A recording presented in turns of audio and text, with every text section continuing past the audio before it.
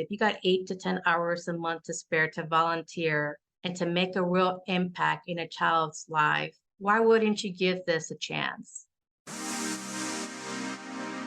Welcome to Agency for Change, a podcast from KidGlov that brings you the stories of change makers who are actively working to improve our communities. In every episode, we'll meet with people who are making a lasting impact in the places we call home.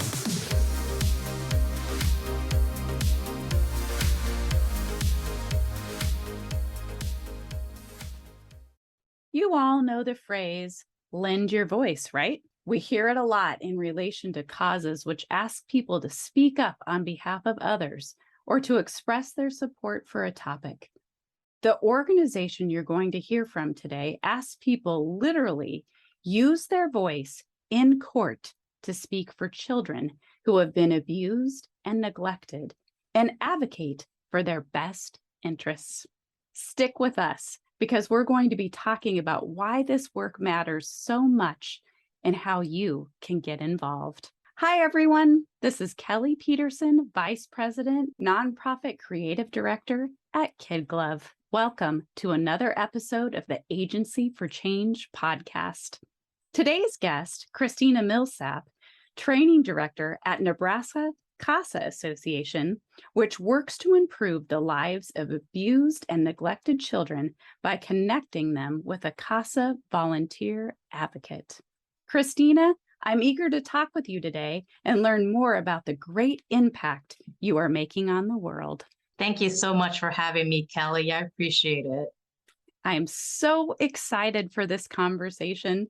So, Christina, for someone who doesn't know anything about CASA, how would you describe what you do and what makes it so unique compared to other organizations or programs? So CASA is unique. It stands for Court-Appointed Special Advocates, and it's unique because we are the only nonprofit organization who recruits CASA volunteers, just like you and I, from the community in every walks of life. We recruit them, we screen them, we train them, and the judge appoints a CASA volunteer to a child who is in the court's jurisdiction because of abuse and neglect. Wow, what a thing to do as an organization, and you make such a difference in lives. So talk to me about your role as training director for Nebraska CASA Association. What ignited your passion for helping abused and neglected children? What united me is, I think, my personal experience. I am a woman of faith, and growing up, there's a lot of things that I experienced as a young child in my home life growing up. And I had a steady advocate in my corner. And when I had that personal experience and that personal connection with someone else that saw potential in me and to help me get me where I'm at today, it's just, for me, that's personal because I feel that I was put in my position to pass this forward, that I can't give up on this passion that I have for helping kids because I experienced that as a child. And having a voice for a child and having somebody that believes in you and having someone to help you navigate whatever challenges you're having in your life, you're having somebody helping you and guiding you. And that's what I had. And that's what I want to get for every child. That started for me, 22 years ago. Here's the thing is that yesterday I was in a meeting and I had one of the CASA staff was talking to me and we were talking about training, and she said, "How long have you been with CASA, Christina?" And I said, "Well, about 22 years. And she looked at me and she's like, "That's all my life. That's like my entire life, 22 years. What?" And so she just went on to say how she couldn't believe how long I've been doing this. And so you really have to have a passion to continue doing this because it's not easy doing this, but you have to have, like, you said the key word, you have to have something within you that unites you to keep pushing you forward and to keep giving you that strength. If you're a woman of strength, you get that strength to keep going because there's children that need you, that need other adults. And that's, I think that I was put in this world to do that. So 22 years ago, what led you to the CASA organization to do such great work? I was working at a Head Start building before, and there was a woman who worked for the CASA program, and this was 23 years ago. She was recruiting me to be a CASA volunteer, and she was telling me about the agency, just like I'm hearing, what is CASA? She was explaining to me what it is, what the training involves, and what I would be doing. And that's the first time I heard about CASA. And I said, this is something that I want to do. But I never thought of it as a career. I thought of it as this is something that I want to do to volunteer. And I said, I can't do it right now because at that time, I was pregnant with my son. I was going to college and I was working full time. And so that's when I first heard about it. And that ever since after that, after I had my child and I completed school, I said, this is what I want to do. That is so wonderful. For our listeners, can you explain? You said I was with Head Start. What's Head Start? Yeah, so Head Start, I work for Head Start, and it is a organization that helps child development with children that are preschool age.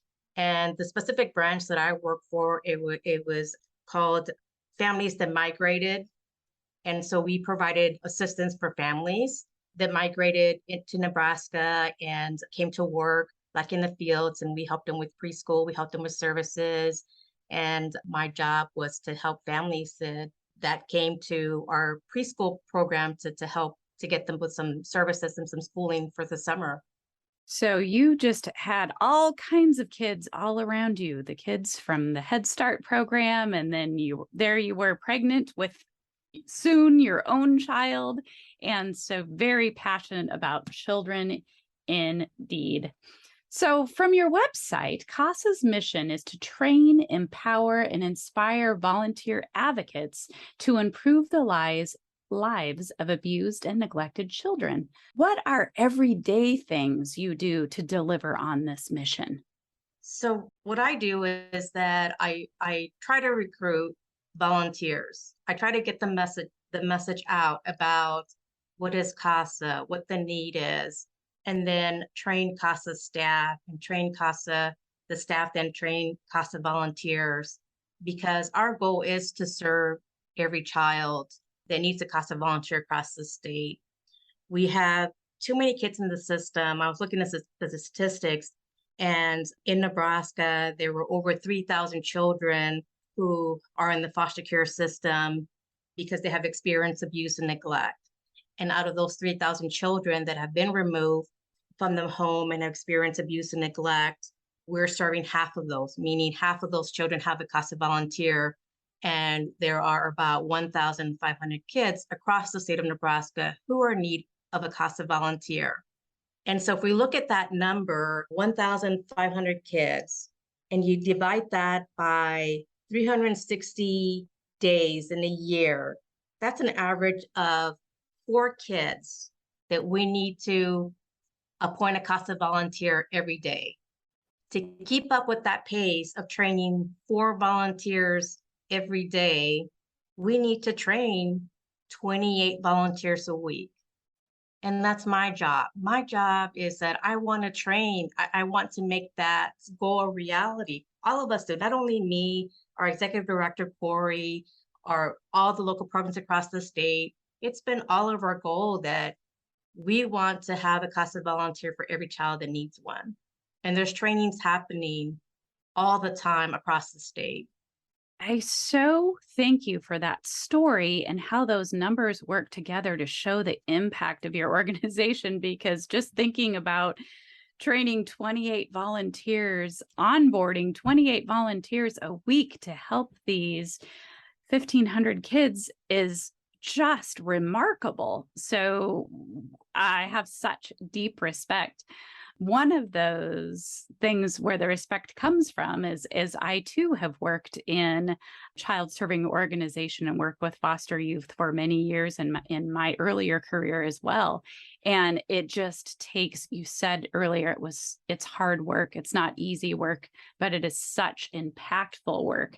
And so with that, Christina, what would you say is the biggest impact CASA volunteers have on abused and neglected youth? We hear stories. The last 22 years, I constantly hear volunteers who've been volunteering for a long time. And, they tell me that constantly, they tell me, or they tell all of us, all the CASA staff, that, there's a reverse in we volunteer to expect to change a child's life, right? We go in there with that expectation. We expect to change a child's life. We want to do good for that child. We know that that child needs our help. We know that they need our voice. We know the circumstances, that they're in the system and no fault of their own. They've been abused and neglected. So we go into this with the expectation of changing their lives. But when we stick with them, when we get to know the child on a personal level, and we build trust, and we build that friendship, and we build that close connection where they can depend on us, they can rely on us, and they know that we're going to stick it with them to the end. When we have that at the end, what CASA volunteers realize is that they changed our lives, because we go back and reflect and see, oh my goodness, 18 months just passed, and look at this, reunification happened. We've reunited the family, the child is safe, the child is happy, the mother's happy, the family is grateful for the work that the volunteer has put into this. And at the very beginning, it may not seem like it, because at the beginning it's difficult. It's difficult when you're working with the child and you're trying to build trust with the child. You have to wait it out until that trust is built, and that takes a while. It's not going to happen immediately. And after the case closes, or even after 18 months, you're going to see that trust, and that child's going to remember that. Child might not remember the CASA volunteer's name, but they're going to remember who helped them through tough times, who stuck it with them. They're going to remember that. They're going to remember the feeling for sure, how it made Yes. them feel. And so, Christina, I'm curious, at such impact, but when you say children, what is the age group that you typically serve through the CASA organization? That's a good question. We're appointed to children. Judges appoint CASA volunteers for children that are between the ages of 0 and 19. So we've had babies, from newborn all the way up to the age of 19, which is in Nebraska, majority of age. They can age out. They're considered adults. So I imagine working with these 0 to 19-year-old kids who have experienced trauma requires a delicate approach and a very kind heart. How do you prepare volunteers for that? And you're right. You're right on point when you says that we have to have a delicate heart to this, because CASA has a very good training. Local programs are trained, staff are trained to train local program volunteers, and they are trained to deal with this delicately. They are trained to learn about the juvenile court process. They are trained to learn how to gather information, how to present facts to the judge, how to, if there's a need, how to build bridges for that child. Whatever the child's need is, the volunteers, they're championing for that child and saying, here is a need, here's a resource. How can we bridge that gap? What needs to happen? Does this person know that this service is available? And can we get, how soon can we get this services put into motion? So all of that is covered. We provide free training, and it's 30 hours of training, and we do it in a course of about 5 weeks, meeting once or 2 hours, or 2 times a week for about 3.5 hours for each training session. And we do this until we complete the training, and the help doesn't stop there.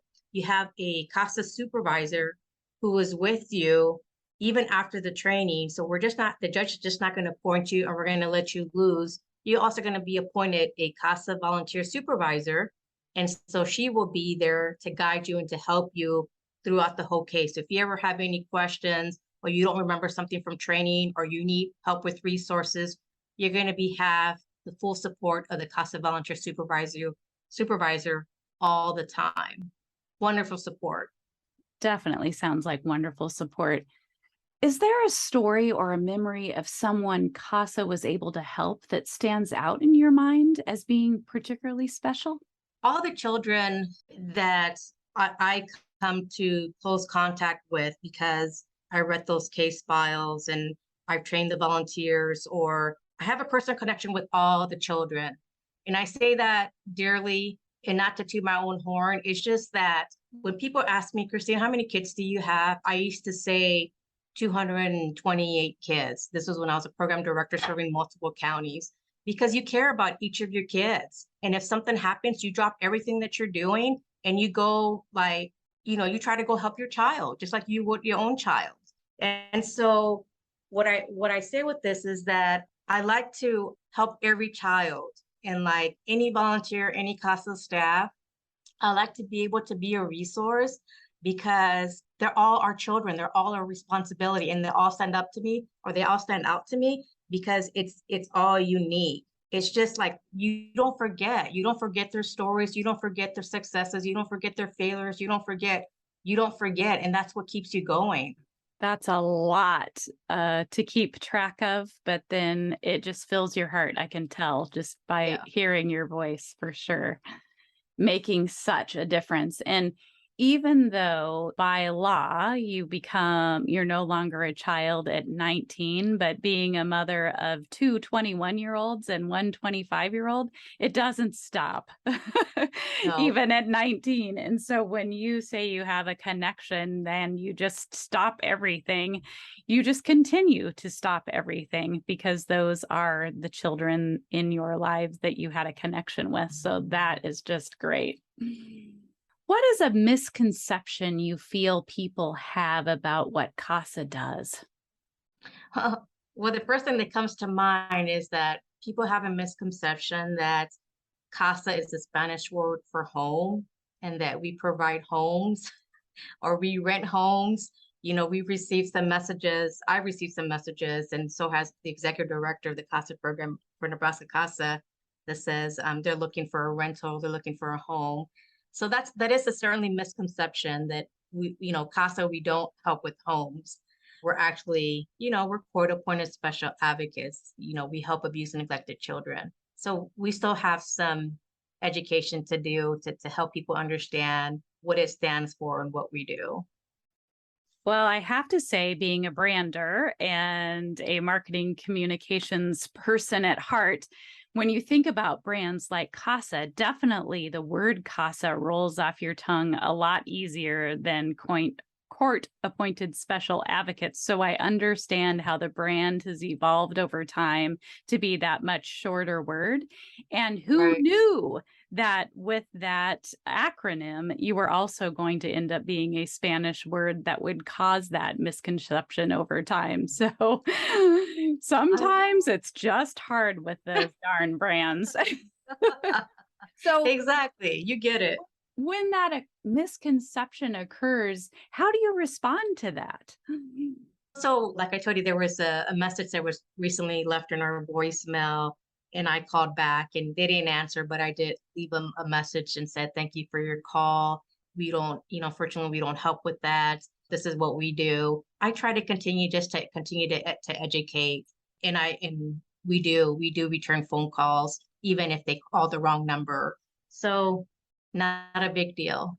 And I think that's great that you respond to everyone that has an inquiry to you, whether it's a correct inquiry to have or not. And it really opens doors. And it's an education opportunity to let that person who was seeking housing know about the organization as well and what it is that you stand for and do. So it broadens awareness for them. Absolutely, because you never know. They might be interested in volunteering for CASA in the future. They're Yes. like, this might open a door for a volunteer opportunity like this. So this is why you always treat people with respect, and whenever you're given an opportunity to tell somebody what you do or what you offer, because that can turn into a potential volunteer. Yeah, it just starts a conversation and a relationship. So that's a great approach to have. Yeah. Christina, what would you say is CASA's top need right now? Our top need right now is more CASA volunteers. We have, like I was giving statistics, where we need to train 28 new volunteers every week to keep up with the pace of the amount of children that are being removed from the homes in Nebraska. We're always looking for creative ways to recruit volunteers and to tell people how they can lend their voice. This is all about lending their voice and helping a child thrive, helping a child feel safe, helping a child just be that consistent person in their lives while they're in the juvenile court system at no fault of their own. So when you told that great impact story of the numbers a little bit earlier, you said 3,000 and then you help half of them to have advocates. How has that number changed over time? Does that number keep on growing? That's a great question. The numbers do change. I remember where I was going with that is that the numbers do fluctuate because every day we have children coming in, but then we have hearings that are happening where, reunification happens and the judge closes the case, or adoption happens and the case closes. And so it does fluctuate. I would say that, has this been the highest? Probably not. Has it changed to the pandemic? Probably. But on average, this seems to be like our magic number that we need, about 1,500 kids. This just happens to be like it just seems to be like this is where we seem just to like maintain the needing to serve 1,500 kids. And And that is a so lot to maintain.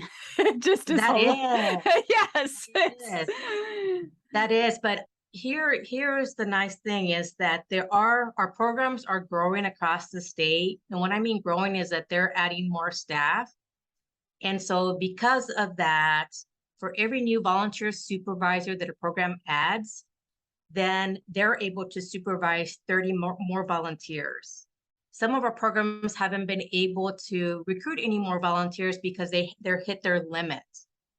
So they don't have enough staff to supervise those volunteers. And so we have a national CASA standard that for a full-time volunteer supervisor, they can only supervise 30 volunteers. And so because we're starting to see growth in a CASA staff, we're now starting to see like our growth in volunteer advocates, and we're serving more kids. That's excellent and great to hear that you're able to staff up. And then it's also great that you're able to find those 30 volunteers per supervisor as well, and that there's people stepping up to help these kids clear across the state. What can you tell me about Lend Your Voice? Lend Your Voice, I have partnered up with Douglas County CASA program, and one of their recruitment coordinators or directors, her name is Jordan. We have been working closely together, and Jordan has a lot of energy and she's just has a wonderful personality.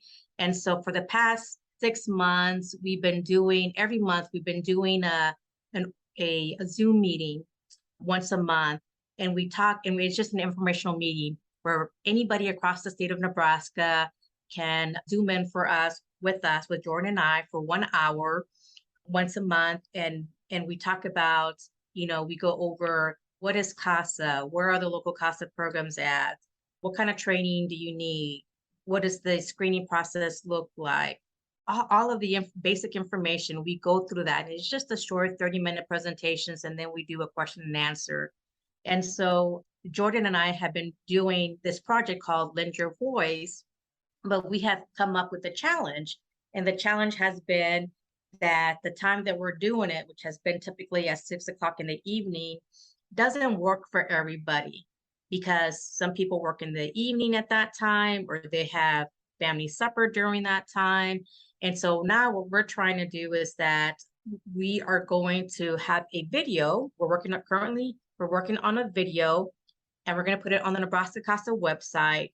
So now you can log on and watch it anytime at your convenience and learn more about CASA.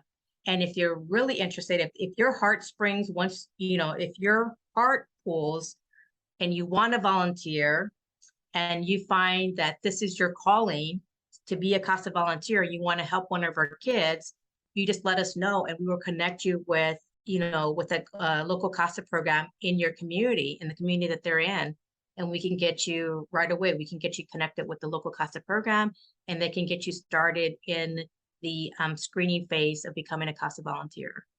So if someone wanted to attend one of those that you do on a monthly basis, how can they register to attend? So right now, everything's on our website. It's nebraskacasa.org is our website, and it's just Nebraska spelled out, and then CASA.org. And so on our website, you'll see information, and it's called Lend Your Voice right on our website. And you just click on there and you'll find out more information about that. I might just have to do that. That'd be great. We'd like to have you, Kelly. Christina, I'm inspired by motivational quotes.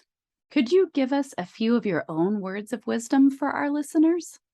So my word of wisdom would be, if you're interested in volunteering for an organization where your time is 8 to 10 hours a month, if you got 8 to 10 hours a month to spare to volunteer and to make a real impact in a child's life, why wouldn't you give this a chance to help a child?